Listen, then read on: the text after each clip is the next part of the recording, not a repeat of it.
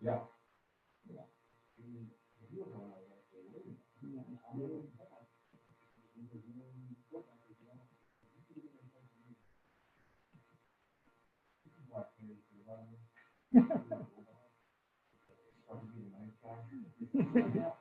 Good cop, bad cop. All right.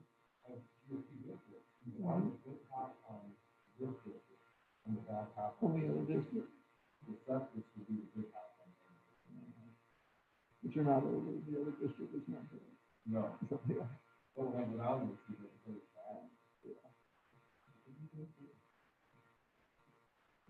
Stop recording here. The base budgets that we looked at last month. Then we're going to recognize how to QA/QC that data and the importance of doing that. Talk about requirements. You'll hear me say a couple times. In facility management, we're very fortunate that we can actually put dollar figures and hours to what our requirements are, what work we actually need to get done. So we can tell you in order to maintain, like say this headquarters building here at Voyagers, we can tell you how much operations and maintenance money should be allocated to do that. We don't always get that money. We never get that money actually. So then we're going to talk about using the optimizer, which was developed for the park asset management plans as a way to plan on how we're going to spend what little resources we do have to help meet the requirements the best we can. So that's what we're going to talk about today. But before we do, I always like to go a little bit over the homework from the previous month. And we're fortunate that some of this we did as part of Principles of Asset Management. So we've already talked a little bit about some of this, about the fact that there really is no set way within the Park Service to plan budgets and facilities. It depends a lot on your admin folks. Depends on your management team, your budget folks too. The spreadsheet that we used last month was actually one that I used at San Antonio Missions for years and found helpful. So that's why we sort of use it now, because it's one I'm more familiar with. But don't be surprised if your park, your office, whatever, does it differently. So along with that, there's a couple of things that some of you brought up. This is an old screenshot, but you noticed that the personal services had started inching up, and we talked about the fact that 80% of your budget should be, your personal services should be 80% or lower of your budget. And now Sea Otter Island is sort of getting up there around 81%. That's a rate of alarm. Some of you noticed that part of that was due to positions management issues. We've got some highly paid positions filled, and we have some lower paid positions not filled. And so, you know, we're paying for experts like electricians and carpenters, where we're not paying for folks like custodians. And so one good thing about doing a budget review is the fact that you get to look at those personal services that you have. And a lot of times it's good to do sort of a personnel review also, a position management review also. So as people begin to leave the park, you may decide, well, I don't want to fill this particular position. I'd rather fill it with this other position. A couple of you also noticed that there was no increase for supplies, equipment, other services. While with rising costs, you would think that we would get an increase for those particular areas of the budget. But part of that is, again, related to the fact that we are basically on a stagnant budget. And due to increase in personal services costs, It's what we call budget erosion. And so we're having less money to put towards other services, supplies, and equipment because we're paying more towards personal services and not getting an increase for those personal services, additional personal services. So when we all get our step increases, our cost of living increase during the year, or insurance rates go up, for our benefit rates go up, that comes out of just a set pot of money. We don't get increase in the budget to cover that. So it has to come out of other places. And generally that's going to be in the other areas of the budget, like supplies, services, and equipment. So like I said, those are a few things that you brought up on your homework sheets. I know some of you, I said, hey, if you want to redo your budget spreadsheet, go ahead and turn it in. So hopefully you've turned it in. I haven't had a chance to look yet because I've been on vacation, but I will when I get back to Texas and go through some more of that. But any questions or comments about last month's homework before we move on into this month?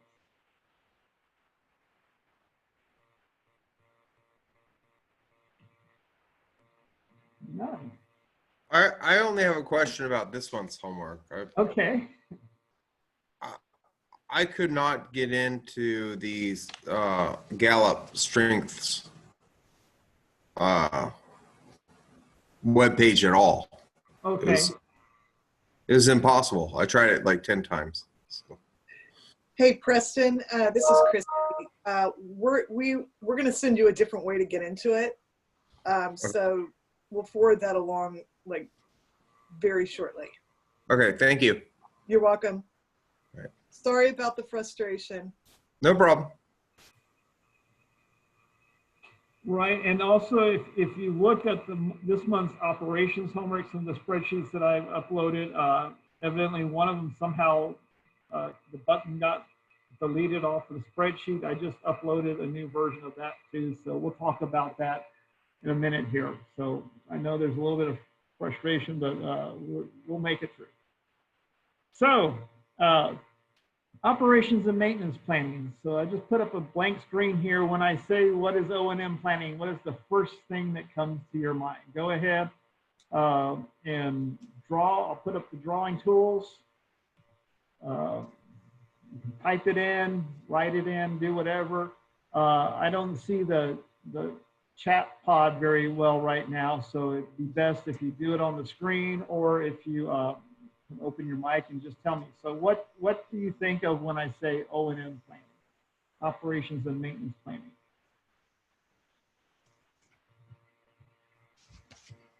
So how much toilet paper is needed for the year?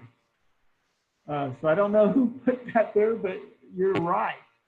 I actually one time figured out how many sheets of toilet paper we went through at the park, because it is one of those big costs.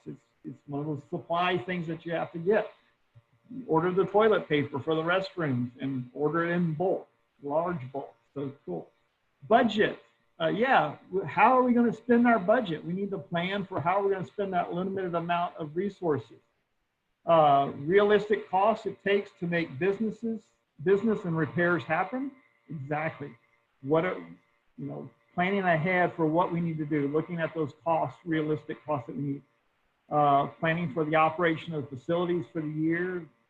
Layered and complex. That's a good way to put it also. Pumping the privies. Exactly. Utilities. So cool.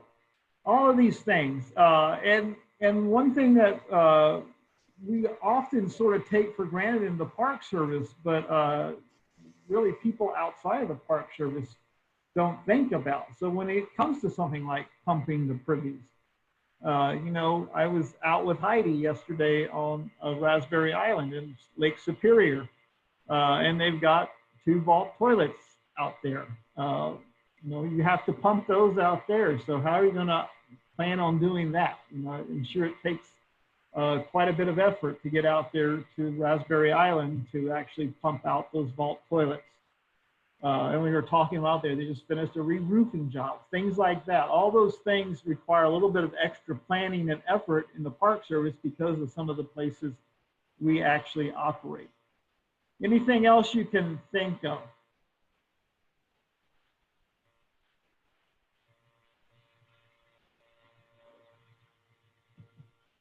All right, well, thanks for that. Let me turn off my tools here. And so I want you to read through this here real quick. This was actually written by a former Park Service Superintendent, Phil Francis. He's very active now in speaking out for the Park Service as a retired employee. And he wrote this for National Parks Traveler, which is a blog site for that focuses on national park issues. Read through it real quick, and we'll talk about it in a minute about what things stand out to you about what Phil says here.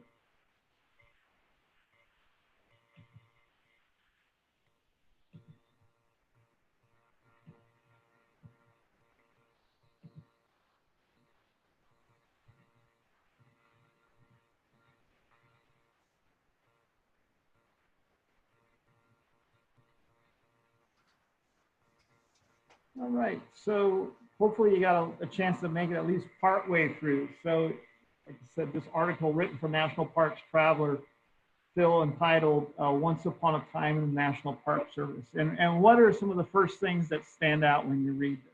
Some of the words that he uses, or phrases he uses. I think it's still the norm.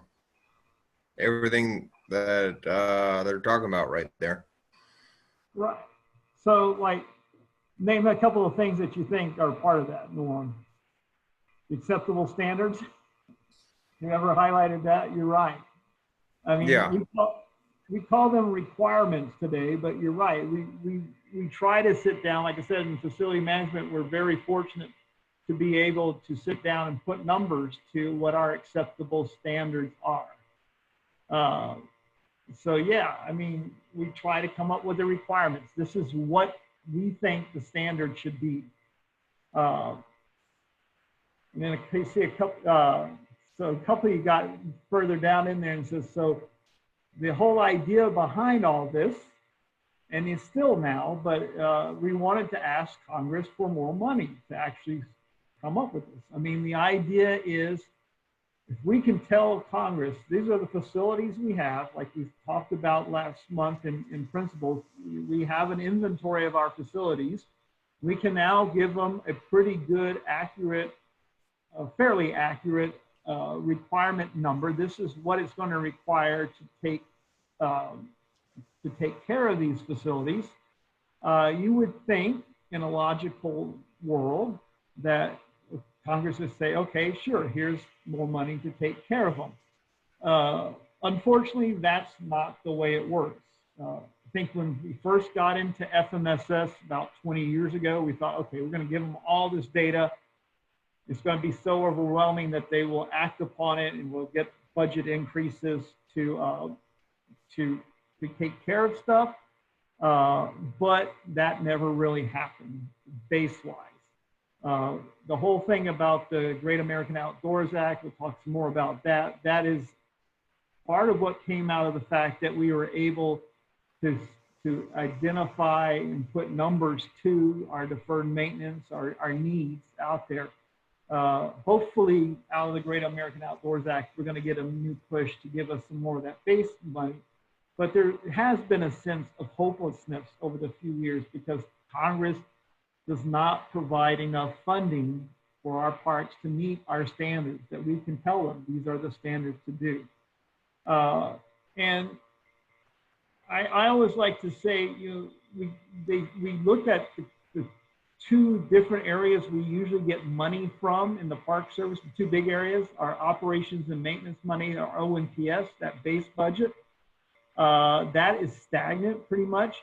But everyone looks at the project money that we get in facilities and say, well, look, you got this big pot of money over there. Well, that's really two different types of money that we're looking at because project money cannot really take care of our day-to-day operations and maintenance needs. We need good, reliable funding sources to take care of that. So part of all what we've done with FMSS over the past 2 decades is try to communicate up to Congress and to OMB and other people that yes, it's nice that we do get some fairly good project funding. It's still not enough there, but the real thing we need is operations and maintenance. We need to be able to operate and maintain these facilities at a standard that is acceptable for us, so they do not fall into disrepair, and we need the project money to fix them. So there is that feeling of hopelessness. Hopefully we are getting the message across. It may be slow, but that is what we're dealing with. So again, operations and maintenance planning that we have, we set across that acceptable standard. We look for that requirement and then try to figure out number of people, and then hopefully we will manage the gap and can tell the gap that we'll talk about here in a minute. We'll tell Congress about that gap that we have, and eventually maybe we'll get some more of that money. Any comments or questions about that?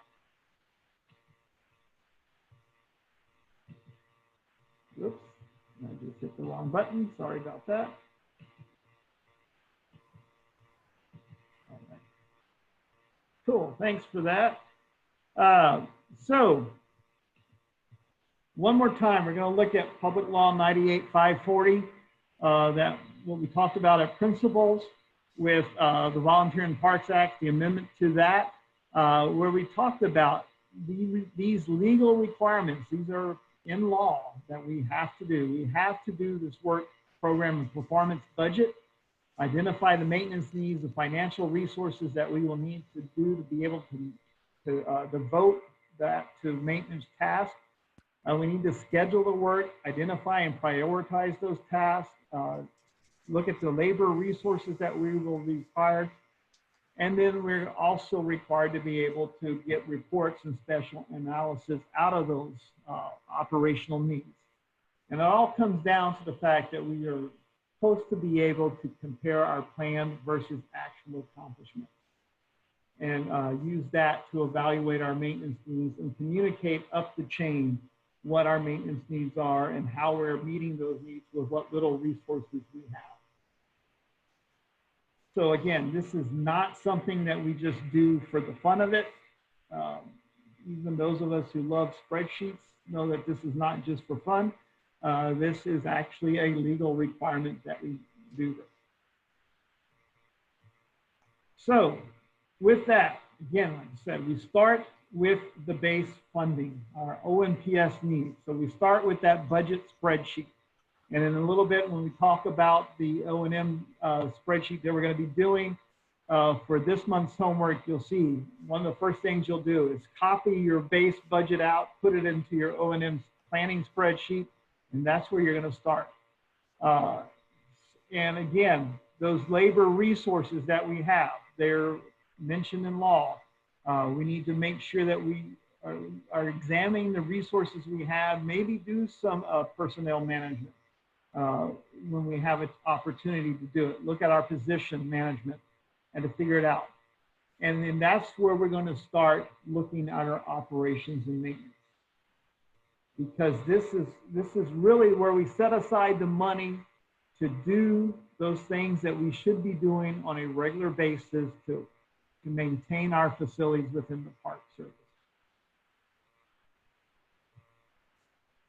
So with that, this picture right here, this is actually my wife, Alicia. She's looking at me right now across the room. But we're up in Norris Geyser Basin. This was a couple of years ago, and she's heard this enough now that she says, she pointed to this boardwalk in the Norris Geyser Basin at Yellowstone and said, you got some deferred maintenance here. So my question to use this is, you know, a lot of times in the Park Service, we look to take care of deferred maintenance. When we think about deferred maintenance, we say, oh, we need to put a project in and get that taken care of. But when you're looking at a safety issue like this here in Norris Geyser Basin, broken boards in the boardwalk, stuff like that, how many of us are going to take the time to actually put together a project to run it through the project cycle, which is about 3 years or so. Hopefully it gets funded, and then go out there and just fix a few boards. That's what we're trying to show is the difference between using base money for O&M versus project money. And I know a lot of times our management teams and so forth might think, well, facilities has all this project money, you know, they can take care of that. Well, it's a whole different ballgame, because this really needs to have someone go out and fix it right away. Whereas project money is a more long-term fix. You know, the repair, rehab, do cyclic work and stuff like that. So, you know, we always have to be communicating up the chain what's the difference between our project money and our OMPS money. And so I see Preston in the chat put there, you know, I would just go fix it. And that's exactly what we're supposed to do. The problem is we have so many little issues like this around the Park Service, and so few people, it becomes harder and harder to actually go out there and fix it. So that's why we have to get into our operations and maintenance planning. That's why we have to prioritize all this. Any questions or comments so far?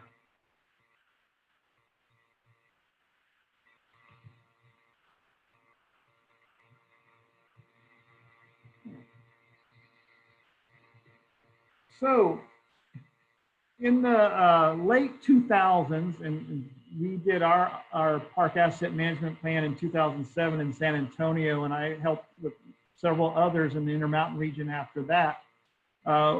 We made a concerted effort to go around to every park in the system and do what's called the Park Asset Management Plan. And that was a look at all of our assets. We presented the inventory of assets. We looked at what we had available from a project funding standpoint and from a base funding standpoint, and then looked at how we might meet the needs of each one of those, how we might meet the gap or meet or plan for the actual use of those funding sources. And as part of that whole process, the optimizer was created. The optimizer tool is originally part of the Park Asset Management Plan. It's later been modified, and the requirements part of the optimizer tool have been modified. We'll talk about that more as we go. But really what it is you take all of your requirements, look at all of them that you have within the park. So requirements for operations, recurring maintenance, and preventive maintenance for each location within the park. Figure out how much those requirements are total, look at how much you have in operations budget, and then compare those two numbers and figure out how you're going to work with the limited resources you have. And the way we do that is by working with optimizer bands. So we talked about optimizer bands a little bit earlier on in principles and stuff, but here you can see over here in the, oops, sorry about that, I'm hitting the wrong buttons. You know, right over here we have the optimizer bands 1, 2, 3, 4, and 5. Optimizer band 1 means that it is the highest priority for the park. 2 is a little bit lower, but it's still high priority. 3 is medium priority, 4 is low, and 5 is the lowest. Those things that, like, why do you even have it? So we split them all of our assets into optimizer bands.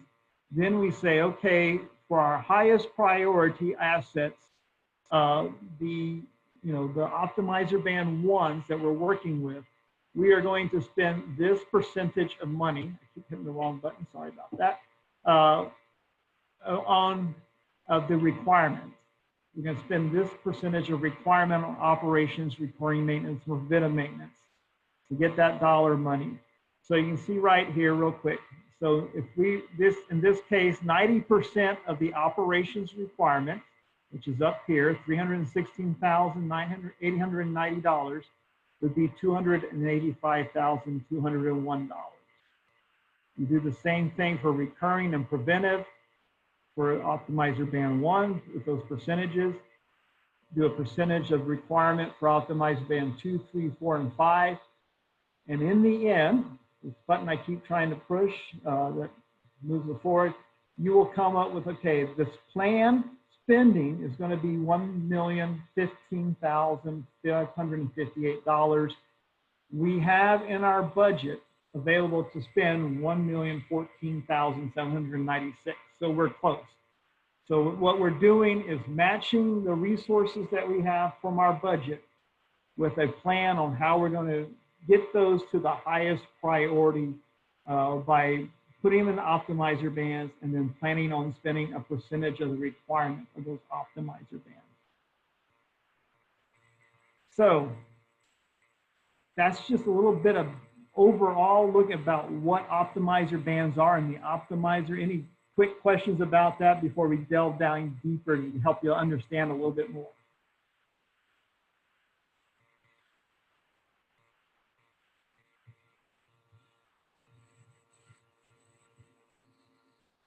All right. So let's take a look at this building. This is the visitor center at Sea Otter Island National Park, the one out on the island itself. For most of us, we look at that and we can immediately say, okay, in order to operate and maintain this building, this visitor center, we pretty much have a good idea of what needs to be done. So real quick, you can draw it on the screen again or just say it out loud. What do we need to do, let's say, for facility operations? Those things that need to be done on a day-to-day basis to keep the visitor center running.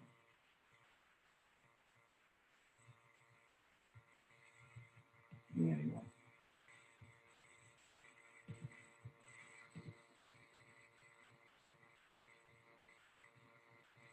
Trash collection, very good.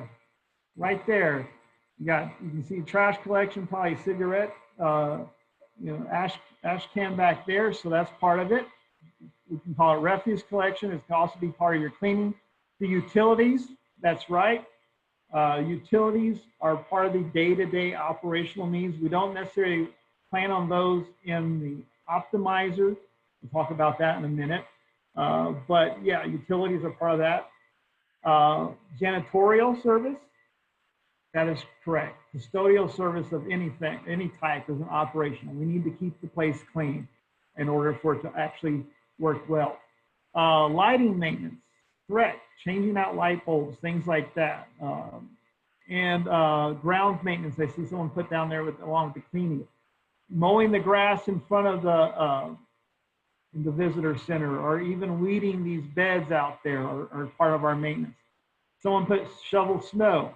We don't have too much snow at Sea Otter Islands, but here at Voyagers, where I'm at right now, they've got a lot of that. So yes, there's going to be that. So those are all operational type needs. Operations are those things that we do basically every day or on a once or twice a week basis to keep things going.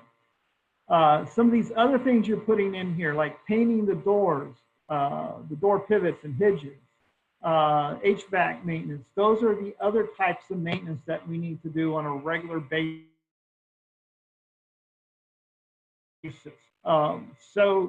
The painting, we would call that a recurring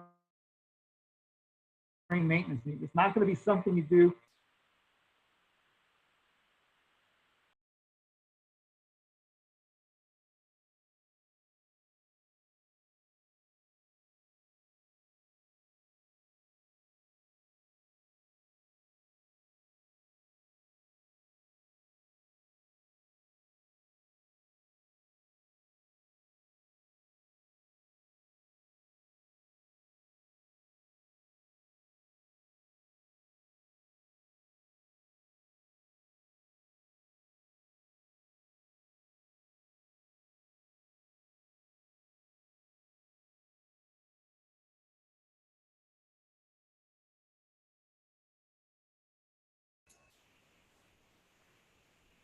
So I guess Mark got kicked out, so hang on till he gets logged back in.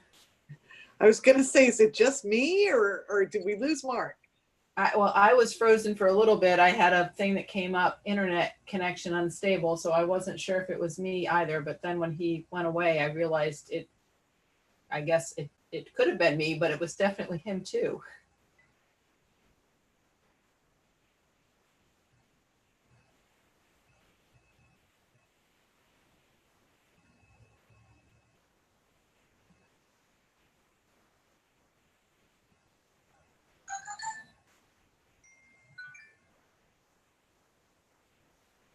So he's texting us. He realized he just got disconnected. He's trying to log back in.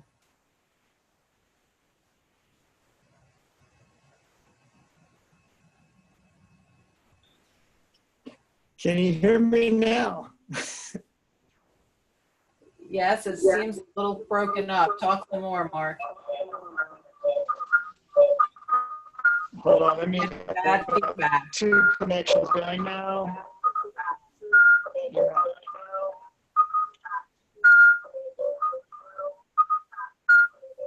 Sorry about that. There, now can you hear me? Yes. Okay. I don't know what happened. We had the same problem last week and I was driving in a truck. Now I'm sitting at the park conference room. Okay. So I don't know you lost me, but I was trying to explain the difference between operations, recurring maintenance, and preventive maintenance. So operations are those things that happen on a day-to-day basis or a weekly basis or a short period of time to keep an asset running. Preventive maintenance are those things that we do in order to keep components of an asset in good shape so that we can not have to fix things quite as often. And then so that's what we call preventive maintenance, and it's usually a period of 1 year or less. So like weekly, monthly, quarterly type maintenance that needs to be done. And recurring maintenance is those things that need to be done on a longer time span. So like the painting, you wouldn't do that every year. You would do that in a cycle of like 5 to 7 years, things like that. So those are going to be your recurring maintenance. Those are generally things that we should use our operations and maintenance money to actually to take care of. So our base funding to take care of. And so that's what we plan for in the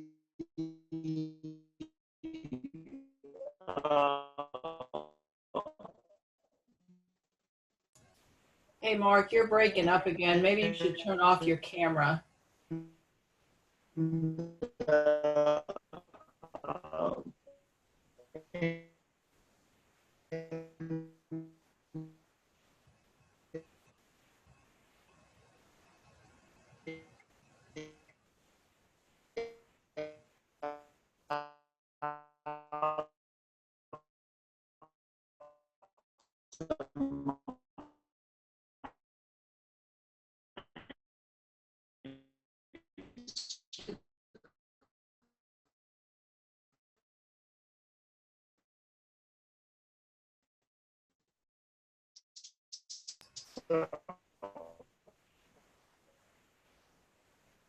Hey, Mark, it's still a terrible audio connection. I'm not sure. Any Oh, go ahead. questions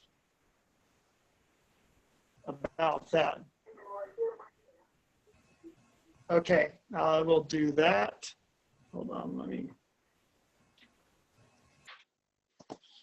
So is this any better? Starting to sound better. Is that Talk any better? some more. Oops. All right. Yes. Actually, let me try to call in on my phone and use the phone connection for all.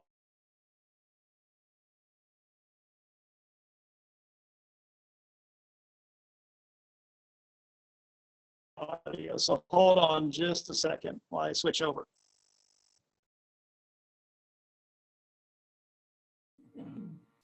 Can you hear me now? Is this any better? Yes. Yeah, that seems to be much better, Mark. I can't hear anybody now. We can hear you.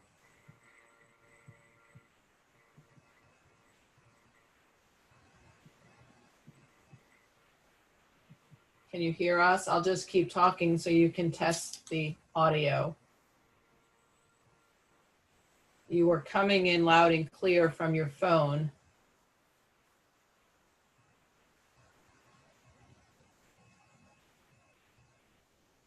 It looks like he's reconnecting again.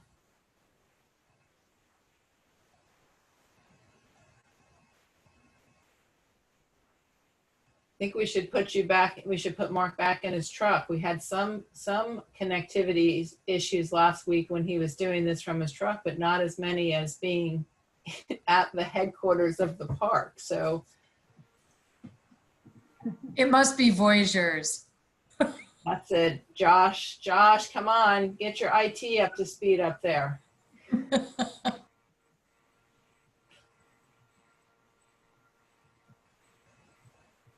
All right, Mark, I see you're reconnected, but we can't hear you if you're talking.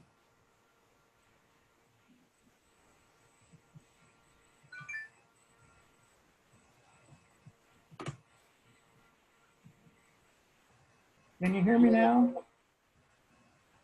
Okay, I see a thumbs up from Heather. All right. So Nona, do you have the PowerPoint available? Maybe you could share it. Maybe that would help.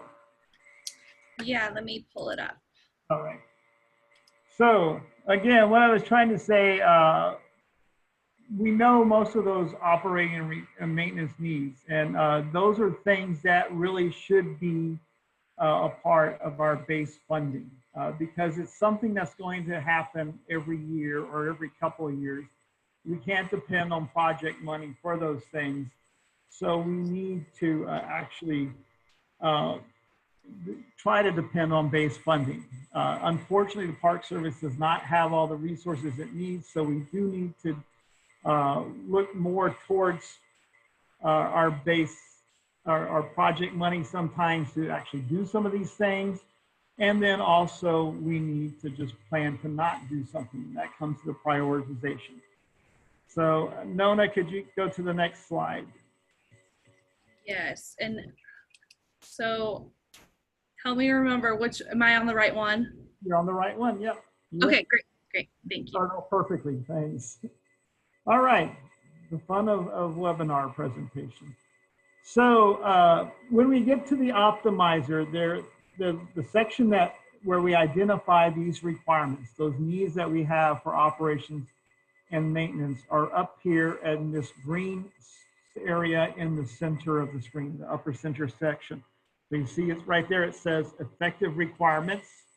And then you'll see operations, recurring maintenance, and preventive maintenance, and you'll see numbers underneath those. So that would be the first line of numbers would be your operations, recurring and preventive maintenance totals for optimizer band 1.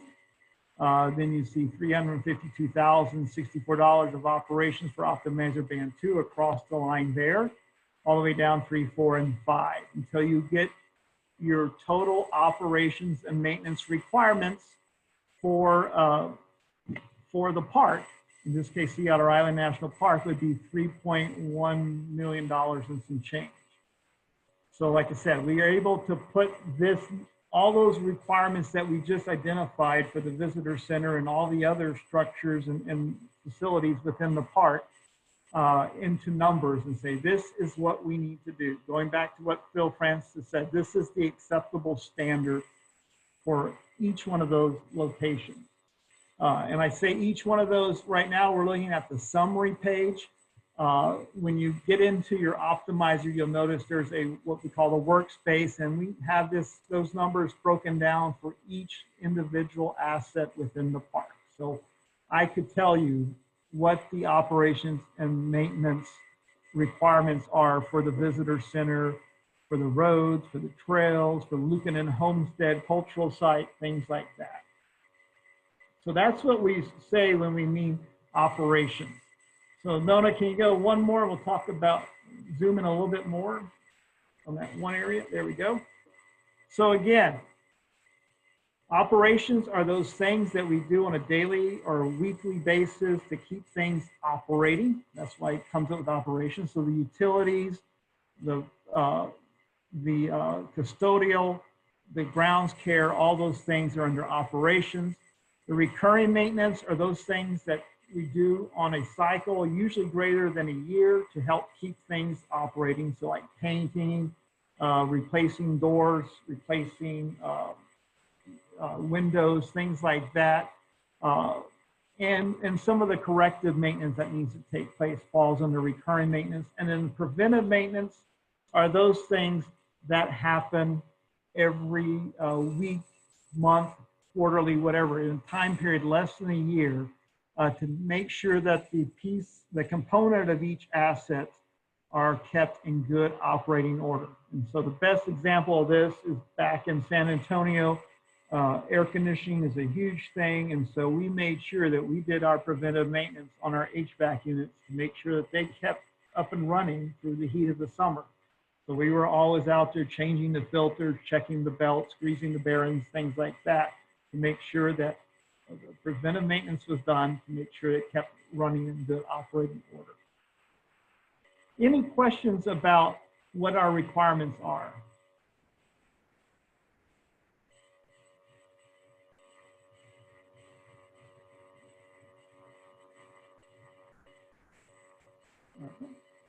Next one, Nona, please. So, like I said earlier, when you get the summary page will give you the whole park. If you go to the workspace in the optimizer, you will see this broken down by each individual asset. So here you can see all the assets, or at least part of the assets at Sea Otter Island National Park. You can see everything from vault toilets to parking areas, the main road, the island entrance road, all that stuff. You go all the way out to where that circle is, then you'll notice it says these are the O&M requirements for that particular asset. So like again, like I said, again, we can go to each one of these assets and say, okay, I'm looking right now at the East Campground septic system. We can tell you exactly, we can give you a good idea of what the O&M requirements are for that. So for the East Campground septic system, we need about $3,250 annually for operations, another $440 for recurring maintenance, and about $700 or so for preventive maintenance. So we, again, it's broken down by asset and then totaled up into the park. Next one, please, Nona. So how do we come to these requirements? So when the asset management plans were first created, the optimizer was first created, we went to RS Means, who is an industry standard data source. It's a company that provides calculations for figuring out how much it costs to build things, but also how much it costs to operate. So we got our models for doing our requirements from RS Means during the optimizer round one, what we'll call it, early on with the park asset management plans. That was for all the industry standard assets, things such as buildings, roads, not landscapes, trails, some of the industry standard assets that we could get those models from RS Means. For those non-industry standard stuff, the things that are very particular to the Park Service, things like fortifications for monuments, we use a percentage of cost replacement value to come up with what our requirements was. So it was not quite exact or not quite as accurate of an estimate for the requirements, but it was the best we could do based on what information we had at the time. About 5 to 6 years after our first round of optimization, we did another round service-wide. And this time we had a little more information, and parks knew a little bit more about how to calculate requirements. So during that round, we used some of those same models from RS means and those percentages.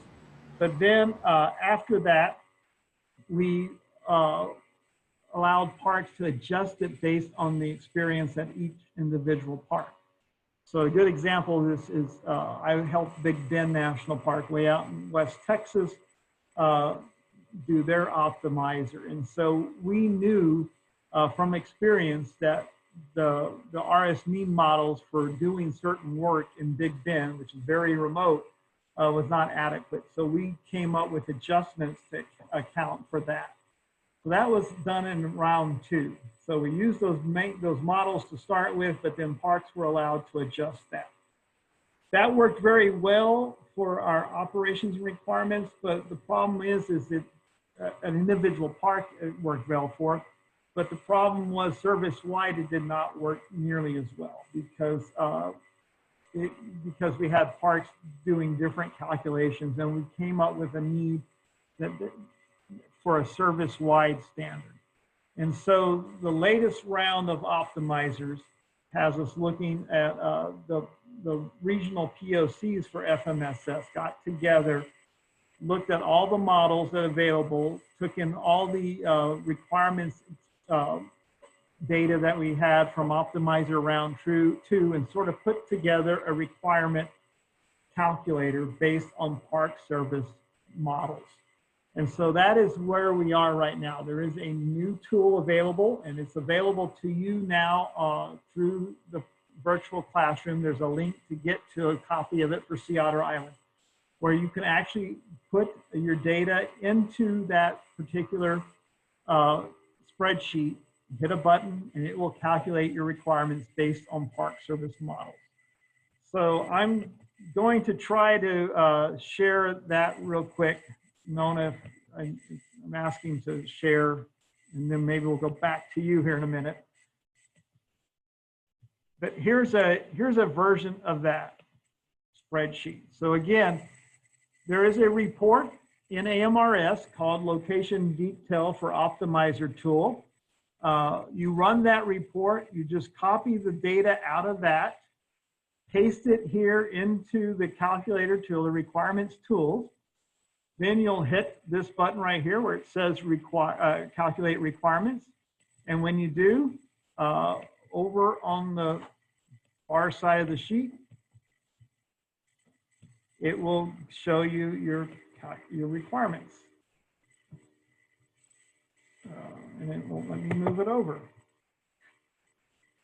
course, everything's going wrong today. But sorry about that. I don't know what the problem is here, but trust me, it goes over there. Download the tool. You'll be able to see that it comes up with the O&M requirements for each location at Sea Otter Island National Park.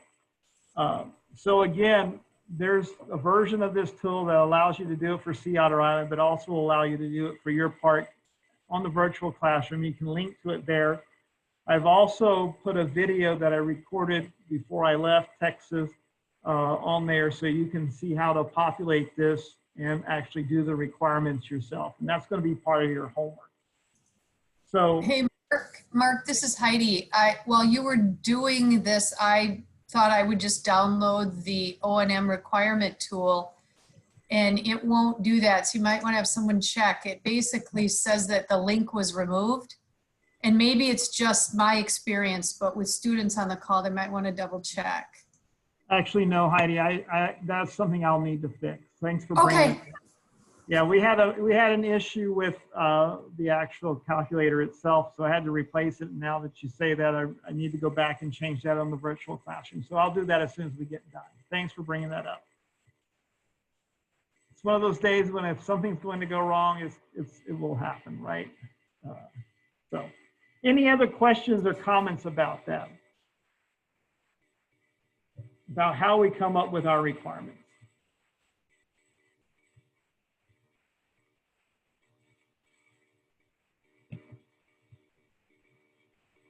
Okay, Nona, I'm going to try once again to share from here. I seem to be a little bit more stable now. Okay. So let me, it may get you back.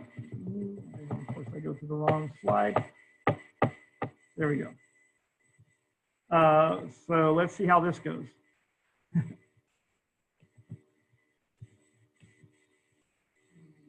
Yeah, Josh is shaking his head here.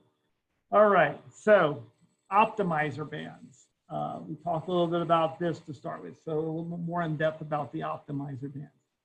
So principles, we talked about API basically being the mission of the Park Service in the park and a number. You know, we take those questions about whether it's resource-based or benefits the resource or visitors, the visitors use it, things like that. I'll put all that into the information, whether it's park support, things like that, and you come up with an API number between 0 and 100. That's all well and good, except for most of us know that when you get down to actually managing the park, sometimes something that may be a little bit lower needs a little bit more attention than what the API would indicate. So while the API prioritizes everything based on the mission, the optimizer band is going to allow you to prioritize it based on your O&M needs. And a good example of that usually is housing, because housing is not generally a resource. There are cultural resources out there that are also housing, but most housing is not a resource, and housing is not used by visitors. It's just used by us, park staff. So it would usually rank lower on API, but as a prioritization for operations of the park, it's going to be a little bit higher. So the optimizer band allows you to take that and move it into a higher optimizer band so you can prioritize your O&M needs. Optimizer bands start generally with this scale of API to FCI, like we worked with at principles. So generally, if it's a higher API and is in good shape, it will wind up in optimizer band 1. You know, generally a little bit lower API or it's not in quite as good a shape, it may go into optimizer band 2. You can see here 3, 4, and then 5 are those things that you really don't need in the park. So based on the API and the FCI, the system will automatically put locations and assets within your certain optimizer band. The difference between optimizer bands and API is while the API is somewhat of a stagnant number, you don't change it. Park staff can move their locations up or down in the optimizer band. So again, say the housing is going to be here in optimizer band 3, but we know we need to have that housing, we need to put some money towards it. We will move it up maybe to optimizer band 2 or 1 if we need to. The caveat to all this is that moving things around in optimizer bands may help you set priorities or may show your priorities, but it's not going to help you with your planning because all these, again, go back to percentages of your requirement, how much you're going to be able to spend on it. So just if you move everything in optimizer band 3, it's not going to help you with your, or optimizer band 1, it's not going to help you with your planning because you still only have that limited amount of resources. So generally, when you move something up an optimizer band, that means you need to move something down, something else down in optimizer bands so that you can actually continue to use that funding availability. So I see Philip Clark so Scott brought up that optimizer band scale needs to be run through regional approval. That is the current case, but with revamp, we are changing things with optimizer bands. When optimizer bands were first created, they were used just to help prioritize your operations and maintenance. When the capital investment strategy was started, it actually, optimizer band was used as part of project scoring, which means that's really why the region wanted to have a say. So they want you to move things around optimizer bands just to get a better project score. With revamp now, we're going to remove that project scoring element from optimizer bands and get them back to just being for operations and maintenance planning. So it's going to be less critical for you to actually go to the region to change an optimizer band. And the optimizer bands are going to be more for you at the park level to actually plan your O&M spending. Any questions about that? I have one. Sure.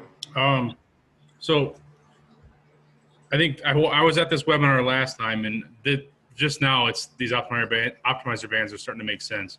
It seems like something with a high API would automatically be in optimizer band 1, but it makes sense that you would move it down with that high FCI, because you're going to use a project to then kind of restore that back.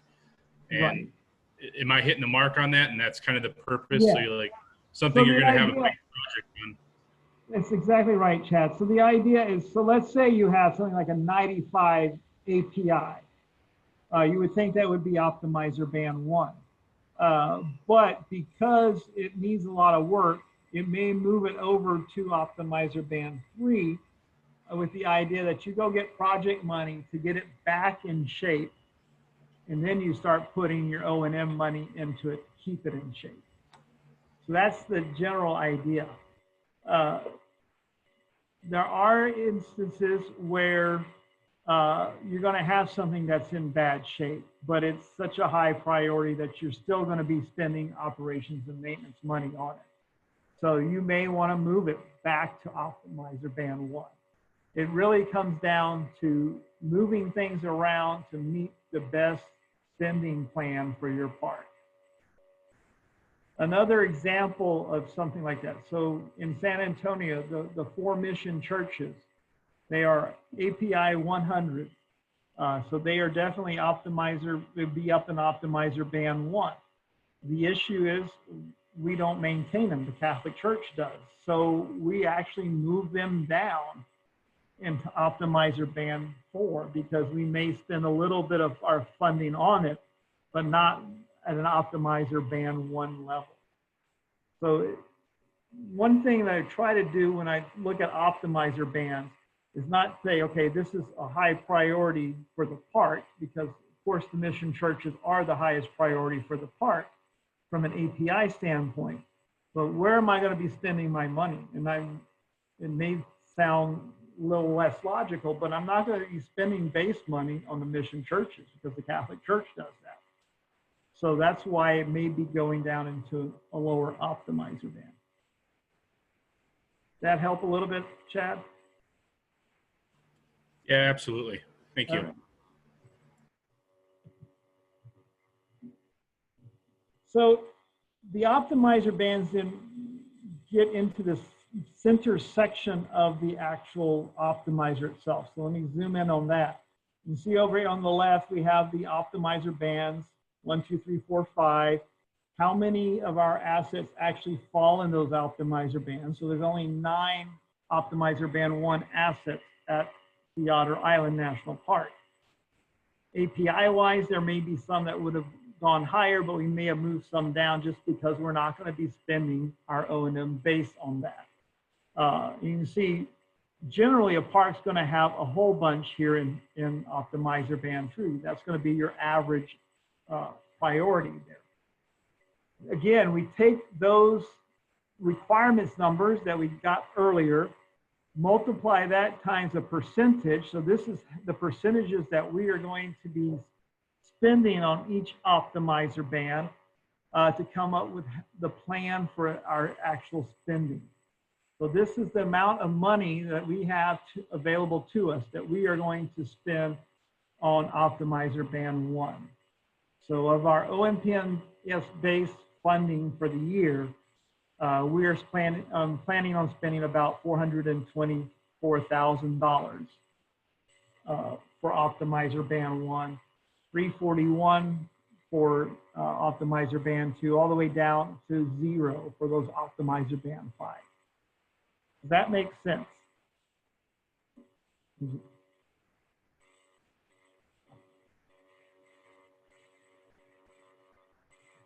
One other thing to note before we move on is right here in the PM column, you'll see it says 55%, 50%, 25% in red. As part of the capital investment strategy a few years ago, it was determined that there should be floor levels of, this is the minimum you should be spending of your requirement for preventive maintenance. Again, preventive maintenance is going to keep things from breaking down. So it's actually more cost effective to do your preventive maintenance than actually going out and fixing it. So it's determined that minimum you should spend at least 55% of your preventive maintenance requirement, 50% for optimizer band 2 and 25% for optimizer band 3. That's why those numbers are in red. Does not mean you have to stick to that. If you have the opportunity to bump those numbers up, that's probably better because it's going to be more cost effective in the long run, but that is why those are in the red numbers. So with that in mind, let's look a little bit about what the difference in optimizer bands would mean as far as our work getting done. So for the going to Sun Road in Glacier National Park, which you see the picture of right there, right now it is an optimizer band 1. This is the highest priority asset for the park, really. So with that in mind, that if you do 100% of what the O&M requirements are, just a few of the things you would be doing is 1 hour every day of the week, you would be doing litter pickup along the Sun Road. 3 hours every week, you would be doing shoulder mowing. And then 8 hours a year, you would be doing, or 8 hours once a time a year, you would be doing some crack sealing, going along in the section of the going to Sun Road and actually doing that. So that is optimizer band 1. If you're to move it down into optimizer band 2, you're going to say, okay, I'm going to do everything at a 50% level, let's say. So now you're going to go to from 1 hour every day of litter pickup to 1 hour 3 days a week. So you're going to basically cut it in half. Same thing with the shoulder mowing. You're going to mow only twice a month, 3 hours instead of 1 hour every week, or 3 hours every week. And then from 8 hours to 4 hours for the crack sealing. So we're cutting back on the maintenance just because that's all the resources we have by lowering things into optimizer band 2. That makes sense.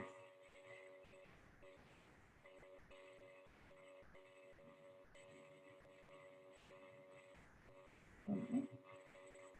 So with that, let's look at let's look at the Sea Otter Island Visitor Center again. What do you think the optimizer band for that is? So we'll put our chart up right here. It has an API of 88 and an FCI of 0.075. So where would that put that on the chart? Optimizer, thank you for put the star there. Optimizer band 2. So that's where it would fall by default on our optimizer band chart. But again, the park management team got together, decided that this is a higher priority for the park. So they actually moved it up to optimizer band 1. So that is where we would be spending more resources than what it would seem to indicate. Thanks for putting the heart there, whoever did that. So that again shows you the optimizer band allows the park management team to make those decisions to move O&M money towards things that are a higher priority from an operations standpoint. We had a good long discussion last week about this also, because what we really need to communicate to the park management team when they do something like this is, let's say we do move the Sea Otter Island Visitor Center up to optimizer band 1, that is going to require us to do a certain spending level, that higher spending level. So that probably means we need to move something out of optimizer band 1. In this case, The other things that are high priority at Sea Otter Island, I know these are like the Rocky Point Lighthouse, the Lucanum Homestead area, all these cultural resources that we have, those fit up there in Optimizer Band 1. So it's a discussion that park management teams need to have to come up with where these actually belong in an Optimizer Band 1. Because if we put the visitor center into Optimizer Band 1, that means we're going to be using resources that might have been used for a different asset that could have also been Optimizer Band 1. Everyone understand that. That's an important part of this, because part of what the optimizer is a way to communicate. These are our requirements. These are our resources we have. We put the resources to this particular asset, then we're going to have to move another asset to a different optimizer band or different percentages in order to fund moving something up. Any questions or comments about that?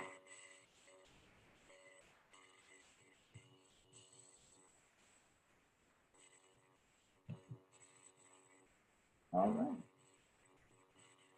So the last section of the optimizer is the supplemental resources, and we'll talk a lot more about this in October when we get to these basically other funding areas that we give. But there is a recognition that not all of our requirements are met using OMPS funding in the FM1Z and FO1Z accounts. So housing, let's say, rent income from housing has to be used on maintenance of housing. So that is a supplemental resource that we have for housing.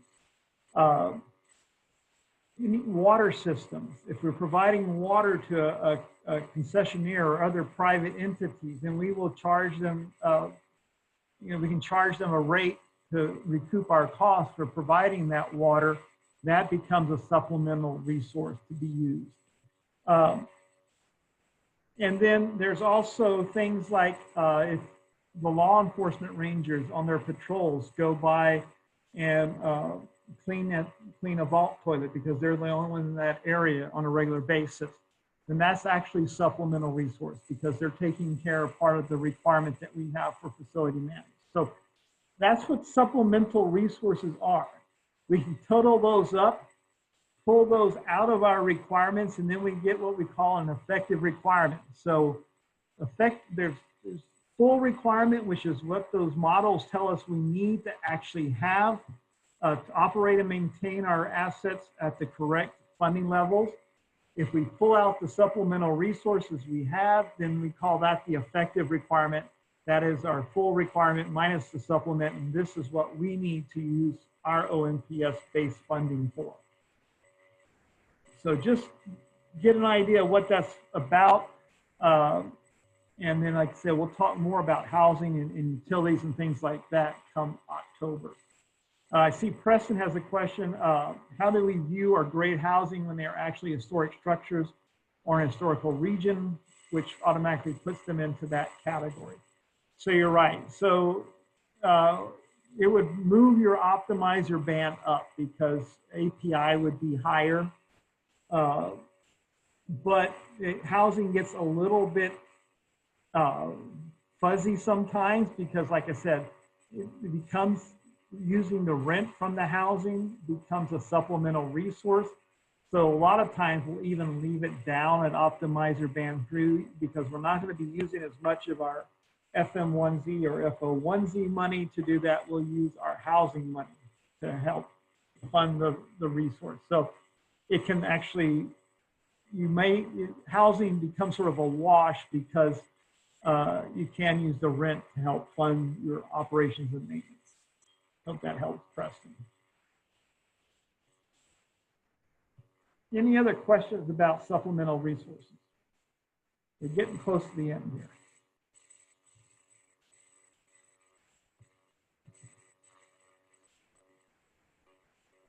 All right, so with that in mind, you take everything down into this executive summary of the optimizer. And you'll see again here, we have one optimizer bands 1 through 5, the number of locations, what our actual requirement would be for that.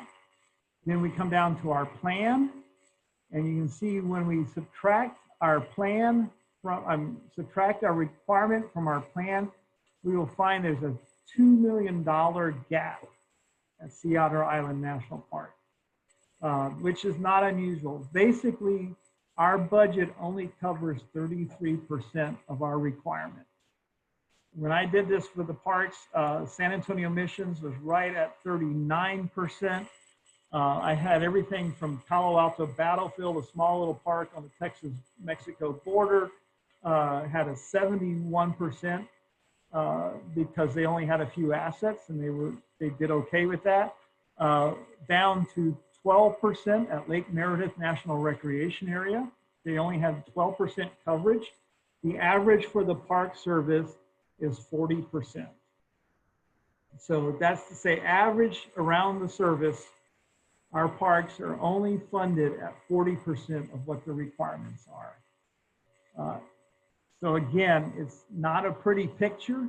It helps us communicate up to Congress and other folks that yes, we have this huge gap, but the optimizer also then allows you to plan for that gap by adjusting the percentage of the requirement that you're going to actually fund based on the optimizer band. Any question about that?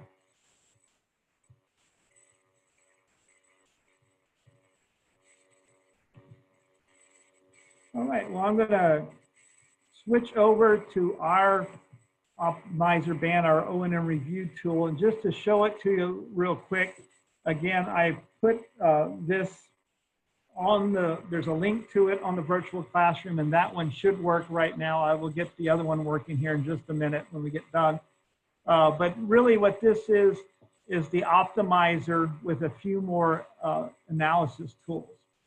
And what you'll do eventually when you get into this, and there's a video explaining how to work through this, you will download that location detail information for optimizer tool report from AMRS, dump it into this tab on the spreadsheet. There's another report I want you to work with. It's called the Work Order Actuals by FORM and PM. And you can download that. That will show you how much actual dollars have been reported against each location at the park. And just to warn you, Sea Otter Island has not done that good a job at reporting their actuals. We'll talk about that later. And then there's the O&M requirements tool. So you'll copy and paste all those requirements from that tool that I tried to show you. Just copy them right here so it knows what the requirements are for for each location within the park. Once you do that, you'll go to your budget summary from your budget spreadsheet you did last year.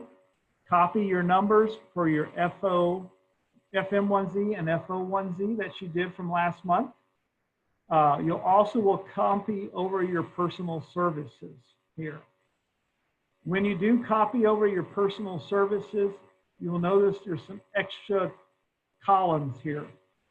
One thing that the optimizer deals with is direct wrench turning time when it comes to requirements.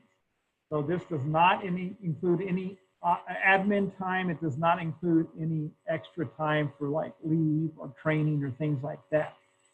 So you will need to go through and back out all of that extra time. Indirect cost is what we call it. So most workers will be 20%. 20% of their time is spent with admin, leave, benefits, things like that.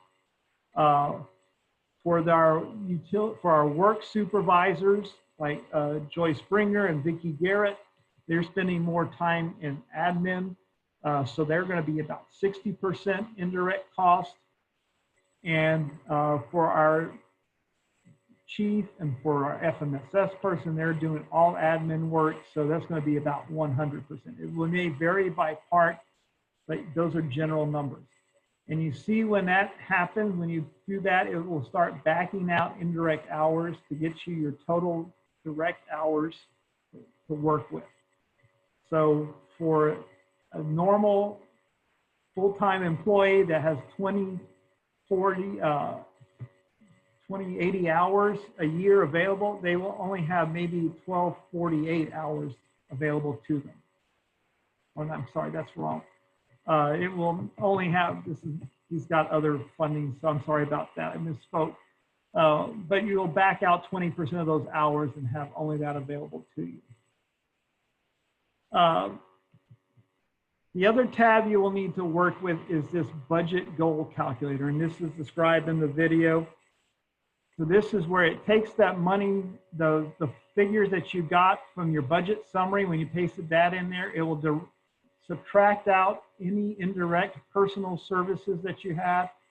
And then for anything like service contracts that are not directly to assets, like a service contract for a copy or office supplies like that, you would also subtract those out here, and that's explained in the video, to come up with your actual goal for your optimizer. So for a budget for the Sea Otter Island, we're looking at $1,343,000, $1,343,000 available for optimization. And that's just this sheet. You may come up with a different number. Once you do all that, your optimizer will populate right here. It will show you your numbers. It will show you right here, this is the planned funding. This is what's available to you. And then it also will show you down below that whether you're above or beyond or below the budget goal that you've set. So right now we're planning on spending less than our actual budget available to us. So we could actually bump up some of these numbers. So let's say we want to do FO at 95% of requirement. You see when I do that, it adjusts all the numbers down here. I could say, let's do PM at 90%. You see it keeps adjusting the numbers. So one of the big ideas of the optimizer is you keep adjusting your percentages, move things around in optimizer bands until you get this number, your actual budget, pretty close to that planned funding. In Intermountain region, we said within $1,000 of that planned funding. Again, the other tabs here will show you this is what it is by location. All these calculations change based on your percentages that you put in that first sheet. It will then tell you your plan versus actual, how much you planned on doing and how much you're actually spending. Your hourly plan, this is how many hours you would be spending for RM, FO, and PM at each individual location, and then by asset type. So there's a lot of information that comes out of this planning tool. Again, this is just a real high level overlook at the O&M review tool. You'll have a chance to go through this with your homework. And again, the video is there to show you how to populate and work with it a little bit. But any questions about that?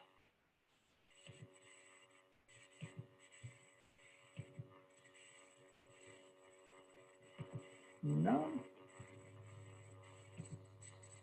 All right, so here's what you've been waiting for, your homework for the month. Complete budget goal calculator, do your whole thing.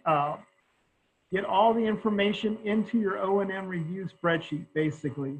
I will tell you here some of the percentages that we're using for indirect costs for our different individuals.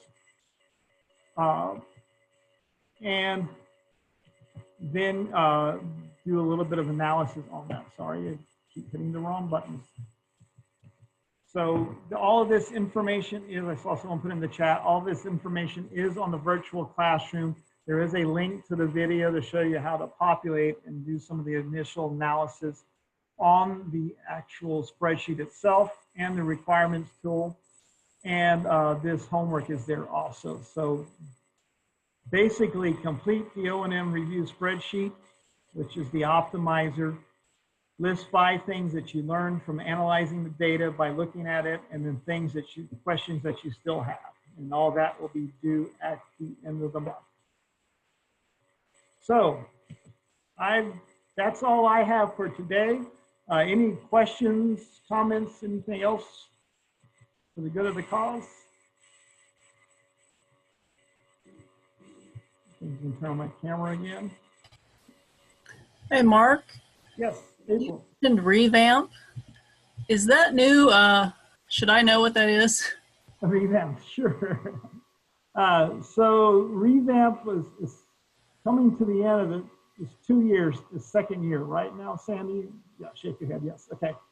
So it's always good to look at your programs and do an analysis of how things are going and make adjustments as you need to. So revamp was started about 2 years ago to look at our asset management program as a whole.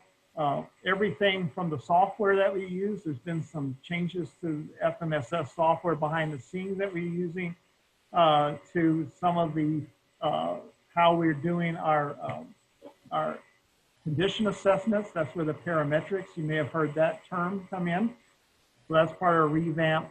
The project scoring was also looked at as part of revamp. How are we scoring our projects? And the capital investment strategy aspect of that. We're now changing to facility investment strategy, FIS, instead of capital.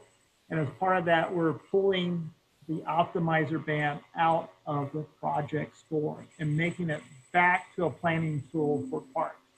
So revamp is this whole 2-year process where we're re-looking at our whole asset management program. So Mark, just to add one more thing to that, April, so it definitely was an internal look at our asset management processes, but it also looked at where we need to and overlap with other programs. So it also looked at compliance, it looked at contracting, it worked with HR in trying to streamline some of the hiring practices. So there's a really, it was a full look at the asset management processes, but also how it interacted with other divisions to help streamline things. And you might hear the term rapid improvement event, or RIE. And so they went through those and came up with where the pain points were that slowed down our process, and are working on implementing those actions now.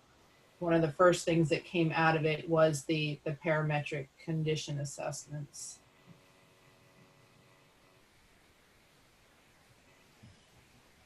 And Preston put in the chat that they're using it at Point Reyes. Actually, most people are probably using revamp stuff now, and you may not even know it. Like I said, we've done some changes in how our computer systems work as part of revamp, just examining that. Some of the stuff that we've done, like Sandy said, looking at how we interact with other programs have already been put in effect. The parametrics, that's one of the big items that came out of revamp. People sometimes associate that with revamp totally. I mean, that's, when you say revamp, you think parametric, but actually there was so much more to revamp than just the parametrics. So a lot of different, looking at things from a different perspective has now started because of revamp. Thank you. You're welcome. All right. So any other questions or comments? If not, let me fix the link for the requirements tool. Thanks again, Heidi, for pointing that out. I changed the spreadsheet out and forgot to change that link. So that's why I'll fix that real quick. Go ahead, download it, start messing around with your spreadsheets. Don't worry about breaking them. If you break it, I'll help you fix it. This is a tool for you to use for your analysis and your planning. Questions wise, I'm going to be on vacation the rest of today and Tuesday and Wednesday. Thursday, we're heading back to Texas, which is a long 2-day drive. So I'll be working from my truck. I'm planning on doing my ops time from in my truck. We've already experimented with that, and my wife and I are able to work while we're traveling when we're not driving. So I will be doing live time at noon Central Time on Thursday and answering emails at that time. So if you have any emails or questions about the spreadsheet, either join us on ops time or send an email to the support site and I will get to it Thursday or Friday. So with that, thanks a lot for joining us. I'm about ready to go enjoy the beauty of Voyageurs National Park for my first time. All right, thanks a lot, everybody. Have a good one. Bye, everyone. Bye. Bye.